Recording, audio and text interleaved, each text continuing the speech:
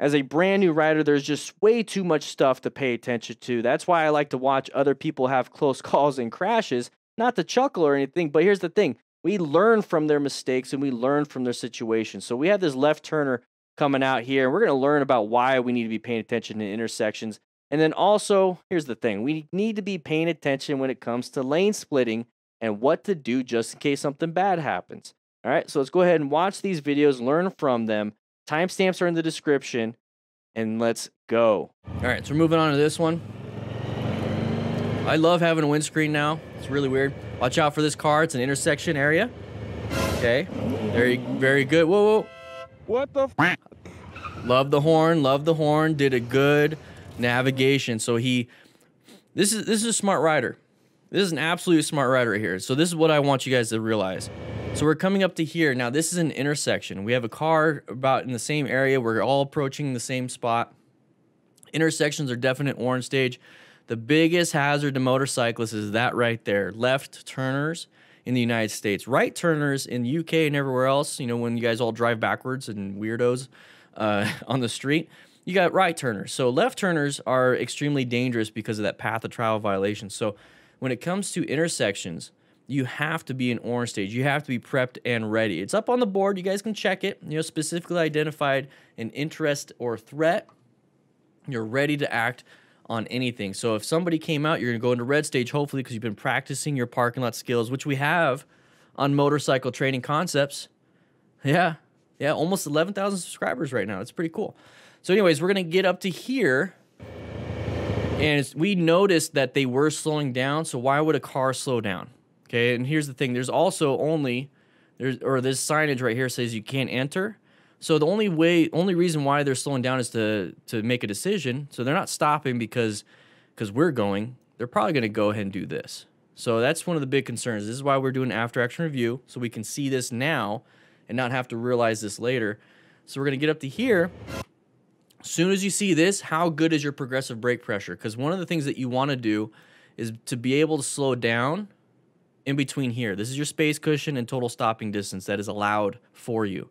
If you can't stop and slow down in that time, or if you don't start doing that, you know, you perceived it right now, you're not reacting the way, you know, with braking, what you're doing is just kind of coasting through. There's the rev bomb. That's not a red stage maneuver. Braking and swerving is. Here we go. The rev bomb didn't work. It didn't grab their attention. So what we're going to do now is navigate this threat and then go for where we think we can go. My option, though, would be this. He's doing this. The gap will close this way. The car is not going to magically turn left and accelerate because the car does want to go this way. But here's the thing. He's already in that position. You're going to do what you need to do. And now that that vehicle definitely stopped, we'll go ahead and honk the horn, but we need to be looking forward. Where are we going? What the f? We have to swerve right. We have to swerve left to get back into the lane. So overall, he did pretty good. He's a smart rider. He's situationally aware, maintained his fundamental skills. It looks like he has some gear, not gloves. So, rescue teaching, he's teaching us. The main thing here that I want you guys to take away is that he did do a red stage maneuver, Noah. He did. That's a red stage right there. Woo! All right, lane filtering. Now remember, lots of hazards. You can't look left and right very well, and your space cushions are terrible. Escape routes are terrible. Minimize that by reducing your speed. This is you can't get pissed. You cannot get pissed at that person. Don't get mad. You are not entitled to this spot.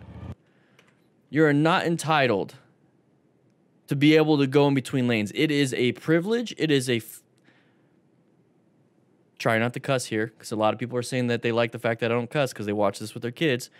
It is a privilege to lane filter. You are not entitled to have this. So this mentality is absolutely ridiculous. We're lane filtering, okay? Let's remove that whole thing that I just said, and let's focus on what's good and some of the hazards. So some of the hazards, let's just take a quick look, okay? Typically, you want to watch out for any of these open spaces because that's going to give an opportunity for a car to switch over, okay? That's a pattern that we always talk about. So if you ever see these big open spaces, you should be in orange stage. But here's the thing, lane filtering, you're automatically in orange stage at all times. So you have to ride within the environment, ride within the conditions that are present. The conditions that are present right here is this is the lane that we have. We cannot escape left. We cannot escape right. All we can do is decelerate, which is braking, or accelerate into a very tiny space cushion, escape path, all those different things, okay? So the biggest problem here is that we have mergers, we have possibility of crashing, we have terrible line of sight, we have terrible escape routes, we have terrible space cushions. So when it comes to planning your ride, we cannot position ourselves for safety very well. We have to be on super high alert to locate anything. And more than likely, we can't just adapt to stuff in this position. We're gonna have to do red stage maneuvers to navigate around any threat that kind of comes up. So that's a big danger. So how do we minimize as much risk as possible? Let's go ahead and go at a slower speed, okay? So in some places, I believe Utah and Montana just passed it, and then California, there's no real laws on it. Utah does have guidelines, and what they say is they don't want you going, I think it's like 10 to 15 miles per hour over traffic, and definitely not over 35. Correct me if I'm wrong, or from Utah. Montana has less restrictions. They say you can lane filter, just do it reasonably. And then California is just like, yeah, you can lane filter. So this right here is lane splitting. So this is that big pattern I was talking about. This is the big scary pattern that I don't want anybody getting hit by, because this vehicle right here is like, well, that's an open spot and I'll take it. Boom, they do it. You crash into them. You don't have enough space cushion or total stopping distance. So we're gonna get up to here, and this is a great vision, great view. Hey, look, great line of sight. We can see super far. We're gonna have a lot of fun, get past everybody.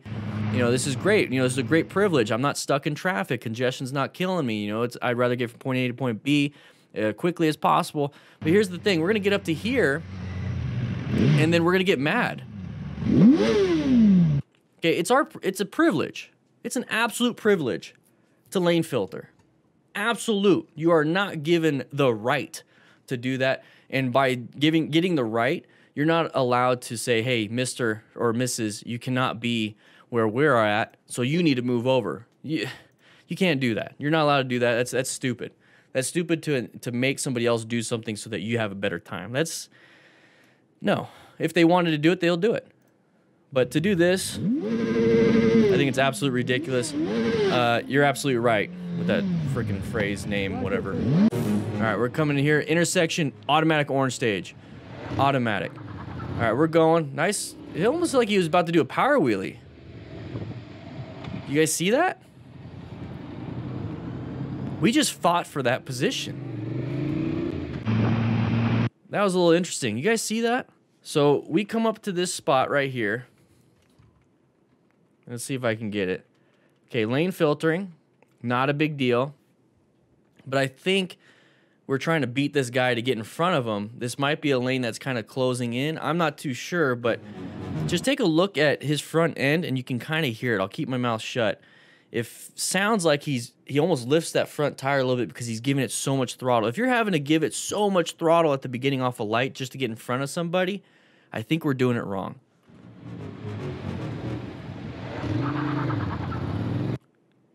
Now, I don't know if it was us doing that or it picked up audio for the car doing that. But the moment, because he's looking left right now. He's looking left and he's like, oh, this car is right here. Here's the thing. With the law of gross tonnage, if we tippity-tap that car, we're going to fall on the ground and gravity's going to win. So if we see that, just let him in. Apply some progressive brake pressure. Hey, you didn't win. Let him in. You get behind him. End of story. We almost hit the guy. We almost hit the guy. But here's the thing. So remember, we try to take what's good, remove what's bad with the after-action review process. Yeah, I think it's the car spinning the tires. I think you guys are right. This is what I love about having this class. We all learn from each other. Hey, stop eating all the food, rookie. We learn from each other. But here's the thing. What he did really well right here is found an escape path. Now, here's one of the big problems I have with this escape path. Is that we're accelerating super, super duper fast, and there's this big bus right here. So where are we accelerating to? It's one thing to use this whole section right here as the escape, all of this, but then we have to stop because there's a big bus right there. So that's a big problem. So that's why I like to use a lot of brake power. Let me rephrase that. That's why I like to use braking power to get myself out of there. I'd like to use it a lot more than acceleration to an escape path, but that's what he did. He accelerated. That's good. Found an escape path. Now in this situation, we can readjust and find another escape path if we have to. But Shane Tasha 10, I don't know. I don't know. So we just fought for position. And this is where we start getting agitation between drivers. And this is where we start getting road rage. And I'd rather just remove myself from that position altogether and just apply the brakes. But you do you. Just realize there's consequences, risk management, greater chance of having that road rage now. Part of being a smart rider is acquiring and utilizing personal protective equipment. So make sure you grab yourself a jacket just like this one from Revzilla using the link in the description. It's an affiliate link. It helps me out. No extra cost to you. Plus, it lets Revzilla know that the DDFM crew is pretty badass and they actually grab some gear. Anyways, click that link. I'll see you soon.